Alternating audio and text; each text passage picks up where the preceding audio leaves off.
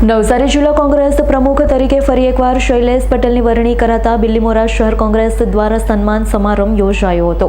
ગુજરાતમાં કોંગ્રેસને મજબૂત કરવા માટે રાહુલ ગાંધી દ્વારા સંગઠન સૂચન અભિયાન હાથ ધરી જિલ્લા અને શહેરમાં નવા પ્રમુખોની નિમણૂક કરવામાં આવી હતી, જેમાં નવસારી જિલ્લા કોંગ્રેસ પ્રમુખ તરીકે ફરી એકવાર ચીખલી તાલુકાના સાદકપોર ગામના શૈલેષ પટેલની નિમણૂક કરવામાં આવી છે। ત્યારે બિલીમોરા શહેર કોંગ્રેસ સમિતિ દ્વારા નવસારી જિલ્લા કોંગ્રેસ પ્રમુખ શૈલેષ પટેલનો સન્માન સમારંભ યોજાયો હતો। બિલીમોરા શહેરના કોંગ્રેસી કાર્યકરો અને આગેવાનો મોટી સંખ્યામાં ઉપસ્થિત રહ્યા હતા। આ પ્રસંગે જિલ્લા કોંગ્રેસ પ્રમુખ શૈલેષ પટેલે સંગઠન મજબૂત કરવા પર ભાર મૂકી આવનાર જિલ્લા અને તાલુકા પંચાયતની ચૂંટણીની તૈયારીઓ શરૂ કરવાની હાંકલ કરી।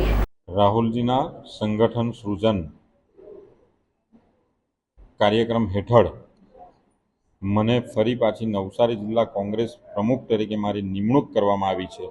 ત્યારે આજે બિલીમોરા શહેર કોંગ્રેસ સમિતિ તરફથી સન્માનિત કરવા માટેનો એક આયોજન કરાયું હતું, પરંતુ એની સાથે સાથે બિલીમોરાના સંગઠનને કેવી રીતે મજબૂત બનાવવું, બિલીમોરા શહેરમાં જે રીતે ભ્રષ્ટાચાર વ્યાપી રહ્યો છે, જે રીતે લોકો શોષાઈ રહ્યા છે, તો લોકોને કેવી રીતે ન્યાય અપાવવો એનો એક રોડમેપ તૈયાર કરવાની જવાબદારી જે છે એના માટે આજે ચર્ચાઓ કરવામાં આવી।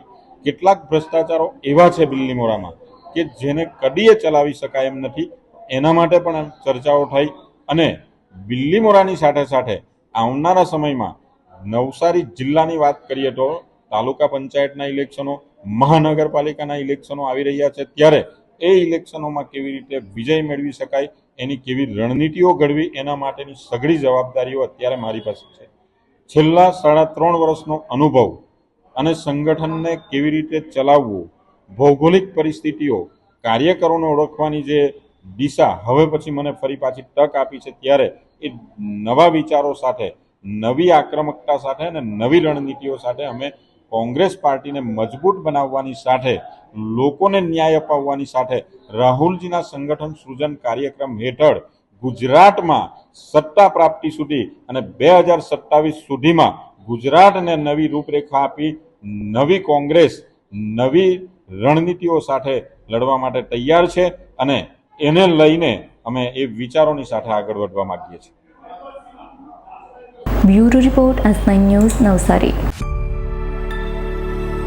અમારી તમામ માહિતીથી અપડેટ રહેવા માટે જોડાયેલા રહો S9 ન્યૂઝ સાથે।